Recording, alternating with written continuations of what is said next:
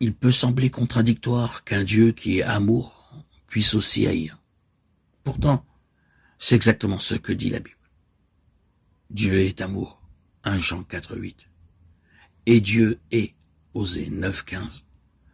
Tous leurs mots sont à Gilgad. Là, j'ai commencé à les haïr à cause de la méchanceté de leurs actes. Je les chasserai de ma maison, je ne les aimerai plus. Tous leurs princes sont des rebelles. La nature de Dieu est amour.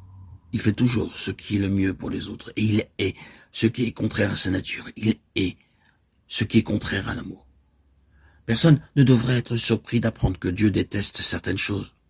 Il nous a créés avec la capacité d'aimer et de haïr, et nous reconnaissons que la haine est parfois justifiée. Nous haïssons naturellement les choses qui détruisent ce que nous aimons. Cela fait partie de notre être, créé à l'image de Dieu. Le fait que nous soyons tous souillés par le péché signifie que notre amour et notre haine sont parfois déplacés. Mais l'existence de la nature pécheresse ne nie pas notre capacité donnée par Dieu à aimer et à haïr. Il n'y a aucune contradiction entre le fait qu'un être humain puisse aimer et haïr. Il n'y a pas non plus de contradiction entre le fait que Dieu puisse aimer et haïr. Les choses que Dieu déteste incluent également les êtres humains.